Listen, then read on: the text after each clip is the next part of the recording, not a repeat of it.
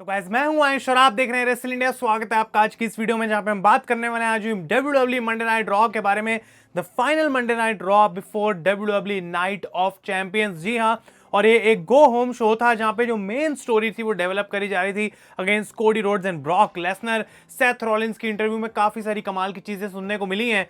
और क्या हमारा अनडिस्प्यूटेड टैग टीम टाइटल्स का सीन रहने वाला नाइट ऑफ चैंपियंस के अंदर, उसके बारे में गाइस थोड़ा जानने को मिला है। तो आप वीडियो को एंड तक जरूर देखते रहें, लाइक बटन दबाना बिल्कुल भी ना भूलें। एक बार फिर से मैं आपको बोलूंगा फॉलो मी ऑन इंस्टाग्राम, जहां पे आप कर सकते हैं आयुष सूद 18 इज माई अकाउंट। वहां पे बहुत सारी चीजें डलती रहती हैं।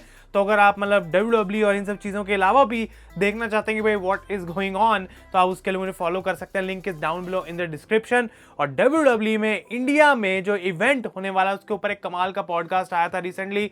असली अखाड़ा के सारे लिंक्स भी आपको नीचे डिस्क्रिप्शन में मिल जाएंगे। आप जाके बिल्कुल फॉलो करके रखो भाई, क्योंकि बहुत इंटरेस्टिंग एपिसोड्स आने वाले हैं। इस मंडे नाइट रॉ की शुरुआत होती है सीधा ब्रॉक लेसनर और कोडी रोड्स के इस बैक स्टेज सेगमेंट से, जहां पे कोडी रोड्स की आर्म को इंजर्ड कर देते हैं ब्रॉक लेसनर। एक ब्रूटल बैक स्टेज अटैक देखने को मिला। जैसी कोडी अरीना के अंदर एंटर होते हैं ब्रॉक उन्हें अटैक कर देते हैं। और एक काफी सिमिलर अटैक था जो 2002 में ब्रॉक लेसनर ने अंडरटेकर पे करा है। काफी सारे कमेंट्स मुझे इंस्टाग्राम पे पढ़ के पता लगा कि ऐसा डब्ल्यूडब्ल्यू ने पहले भी करा हुआ है। लेकिन इस शो को एक्चुअली में ओपन करते हैं पॉल हेमन, और वो कहते हैं कि जो ब्रॉक लेसनर ने अभी कोडी के साथ करा है एग्जैक्टली वही वो कोडी के साथ नाइट ऑफ चैंपियंस में भी करने वाला है। इसके बारे में मेरे दिमाग में कोई डाउट नहीं है। लेकिन पॉल हेमन यहाँ पे बेसिकली हाइप करने आए थे नाइट ऑफ चैंपियंस के 3 बड़े मैचेस को, Roman Reigns and Solo Sikoa against Sami Zayn and Kevin Owens, उसके बाद AJ Styles, Seth Rollins and obviously Cody and Brock. लेकिन वो यहाँ पे एक बार फिर से बोलते हैं कि the blood line will defeat Kevin and Sami and they will become the undisputed tag team champions. यहाँ पे केविन ओवेंस, सैमी ज़ेन का म्यूजिक हिट होता है, वो बाहर आते हैं, बट जब तक वो रिंग में आते हैं पॉल हेमन यहाँ से गायब हो चुके थे। और सैमी ज़ेन कहते हैं कि देखो आज हम कुछ ज्यादा बोलेंगे नहीं, क्योंकि जो भी मुझे बोलना था ऑलरेडी स्मैकडाउन में मैं रोमन के मुंह पे बोल चुका हूं। लेकिन हम इतना जरूर बोलेंगे कि जब रोमन और सोलो आफा और सीका को कर सकते हैं अपना मैच डेडिकेट, और उनके लिए वो लड़ रहे हैं नाइट ऑफ चैंपियंस, हम भी अपना मैच किसी को डेडिकेट करना चाहेंगे। The greatest tag team of all time, जिसको बोला भी जाता है दी ऊसोस को। तो ये ऑटोमेटिकली काफी इंटरेस्टिंग बना देता है सिचुएशन को कि सैमी और केविन ऊसोस को अपनी विक्ट्री डेडिकेट करेंगे अगर वो इस मैच को जीतते हैं नाइट ऑफ चैंपियंस। तो डेफिनेटली ऊसोस की कहीं ना कहीं इन्वॉल्वमेंट रहेगी उस मैच में। वो हम अपने प्रेडिक्शंस वीडियो में काफी डीप में डिस्कस करेंगे, क्योंकि बहुत सारी चीजें यहाँ पे डब्ल्यूडब्ल्यू कर सकती है। लेकिन इंपीरियम आती है बाहर, एक कन्फ्रंटेशन देखने को मिलती है, और यहाँ पे मैट रिडल सेव करते हैं केविन ओवेंस और सैमी ज़ेन को।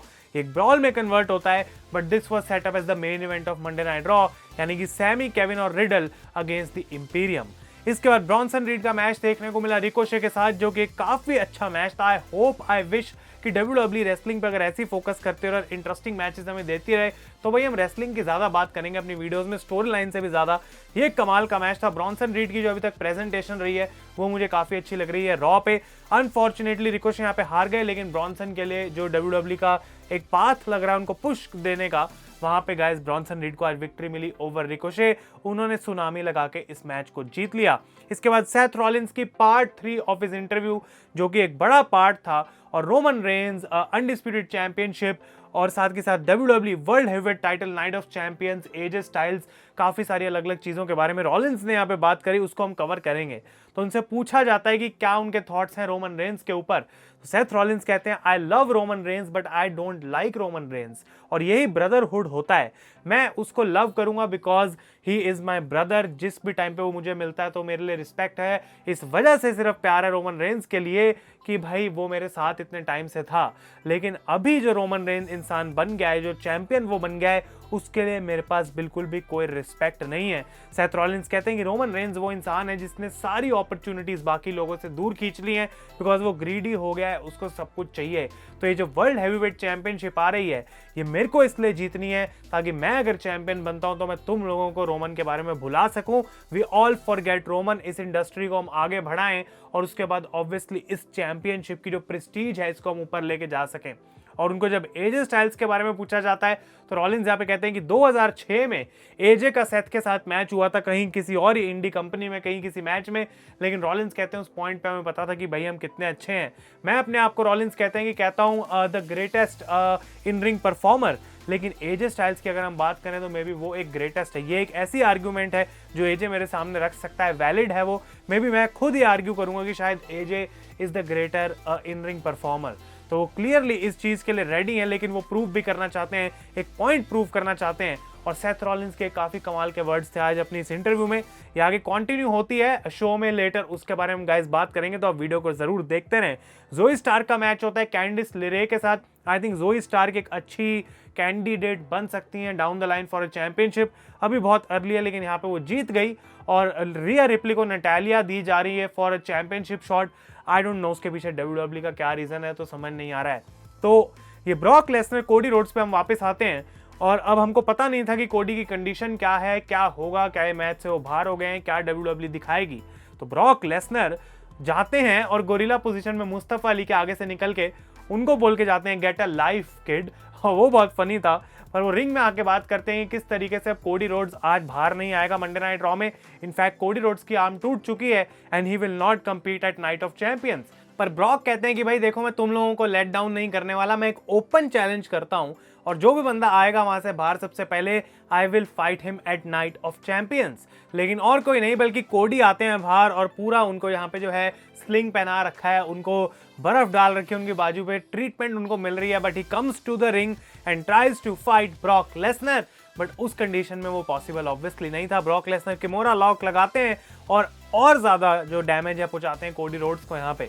तो पूरे शो की स्टोरी ये थी कि इसके बाद कोडी रोड्स अपने आप को मेडिकल अटेंशन लेने से मना कर रहे थे, बिकॉज उनको भी कहीं ना कहीं पता है कि अगर मुझे मेडिकली यहाँ पे बोल दिया गया तुम कंपीट नहीं कर सकते, तो मैं नाइट ऑफ चैंपियंस में ब्रॉक से लड़ूंगा कैसे।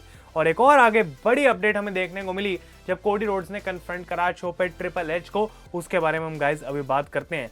इसके बाद अल्फा अकेडमी का मैच हुआ विद द वाइकिंग रेडर्स। ये भी एक ठीक ठाक सा मैच था, अल्फा अकेडमी को विक्ट्री यहाँ पे जरूर मिली।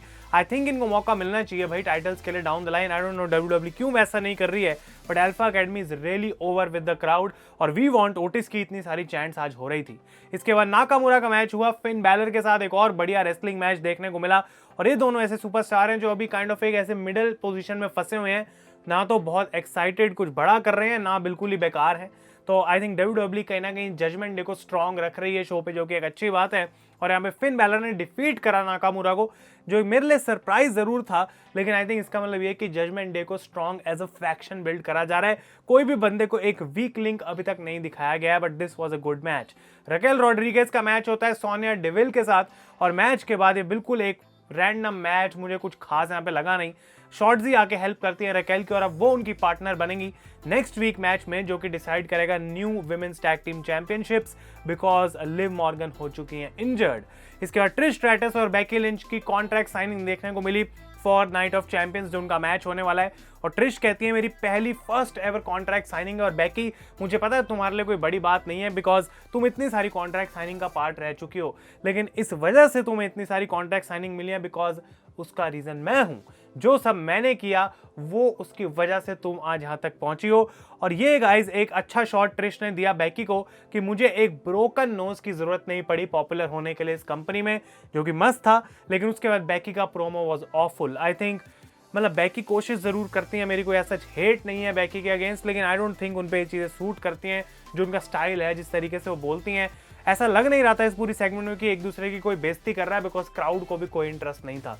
तो ये मैच जरूर होगा, कॉन्ट्रैक्ट जरूर साइन हो चुका है। एट द एंड बेकी ने यहाँ पे ऑब्वियसली ट्रिश को एक बिच बुलाया, जो कि होना ही था, बट ट्रिश को गुस्सा आया, उन्होंने टेबल पलटने की कोशिश करी, वो भी सही से हुआ नहीं। But this is the match at Night of champions. इसके बाद डोमिनिक का मैच होता है अपोलो क्रूज के साथ, जो कि वापस आ गए हैं मंडे नाइट रॉ पे, and Dominik got the victory. और एक बार फिर से जजमेंट डे को काफी स्ट्रॉन्ग दिखाया जा रहा है, कुछ खास यहाँ पे था नहीं, decent match but a good frog splash. काफी ज्यादा डिस्टेंस डोमिनिक ने एट द एंड कवर करा था यहाँ पे इन दिस फ्रॉग स्प्लैश, वो एक अच्छा फिनिश था। और इसके बाद सेथ रॉलिंस का फाइनल पार्ट इस इंटरव्यू का हमें देखने को मिला, जहां पे उनसे पूछा गया कि यही वर्ल्ड हेवीवेट चैंपियनशिप क्यों ये सेंस बनाता है इस टाइम पे सेथ रॉलिंस के लिए। और रॉलिंस कहते हैं मैं वापस घूम के उसी बात पे जाता हूं, I want to make a change, it is time for a change. और मैं वो बंदा नहीं हूं जिसको WWE ने हैंड पिक करा था टू बिकम अ टॉप गाय। इसलिए हर समय मुझे जो है वो फाइट करना पड़ता है टू रीच दैट लेवल। और इसी वजह से जब मैं फाइट करूंगा एट नाइट ऑफ चैंपियंस, मैं 100% अपना दूंगा। अगर मैं वो टाइटल जीत जाता हूं तो उसके बाद उस टाइटल को कैसे संभालना है वो मैं जानता हूं। एंड आई थिंक गाइज एक कमाल होने वाला है। मैं उस मोमेंट के लिए नहीं रुक पा रहा हूं, but Seth Rollins at Night of Champions I think is going to win that world heavyweight championship. इतना ज्यादा फोकस उन पे करा गया, ये इंटरव्यू कमाल की थी और बहुत सारी चीजें उनकी तरफ से देखने को मिली। लेकिन फाइनली रॉ का main event Kevin Owens and Sami Zayn ने मैट रिडल के साथ टीम अप करके हरा दिया इंपीरियम को।